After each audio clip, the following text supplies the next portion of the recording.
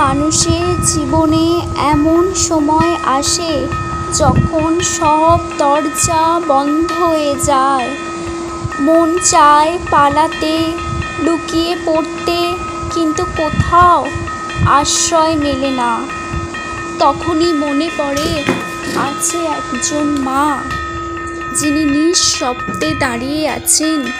তার হাতে আছে শক্তি, সাহস আর করুণা। তিনি মা কালী।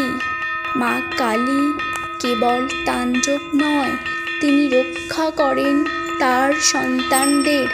তিনি ভয় দেখান না, ভয় থেকে মুক্ত করেন। তার কৃষ্ণবর্ণ দেহ যেন বলে, অন্ধকারকে ভয় পেও না, আমি নিজেই সেই অন্ধকার যার মধ্যে আলো জ্বলে। যখন তুমি কাঁদো, তোমার চোখের জল তার বুক ভিজিয়ে দেয়। তুমি যখন ব্যথায় কাঁপো, মা কালী তোমাকে জড়িয়ে ধরেন। তাঁর জিহ্বা বাইরে বেরিয়ে থাকে, ভক্তের কষ্ট দেখে চমকে উঠে বলে, তার গলায় খুলি, তার পায়ে রক্ত, সবই প্রতীক। মানবের ভিতরের ভয়, দুঃখ আর লোভকে তিনি দমন করেন। মা বলেন, ভয় পেও না সন্তান, তোমার কষ্ট আমি টেনে নিই। তোমার হৃদয়ের ব্যথা আমার শক্তির অঙ্গ। আজ যদি তুমি ভেঙে পড়ো, তাহলে মা কালী তোমাকে শক্ত করে ধরেন। তুমি যদি জীবনের অর্থ খুঁজে না পাও, মা কালী তোমাকে পথ দেখান।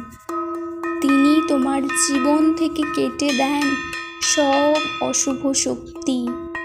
তিনি দেন মনোবল, সাহস, আশীর্বাদ। যিনি মা কালীকে ডাকেন, তিনি কখনো একা হন না। তার নামই হয়ে ওঠে সর্বশক্তির উৎস। আজ এই মুহূর্তে তুমি যদি সত্যিকারের মন দিয়ে ডাকো, জয় মা কালী, তবে দেখবে তোমার জীবন নিজেই বদলে যাবে।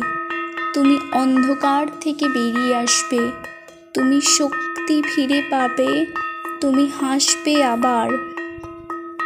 কারণ মা কালী তোমার পাশে আছেন। তিনি কেবল একজন দেবী নন, তিনি মা।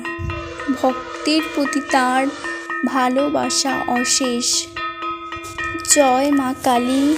তার আশীর্বাদে সকলের জীবন হোক শান্তিময়।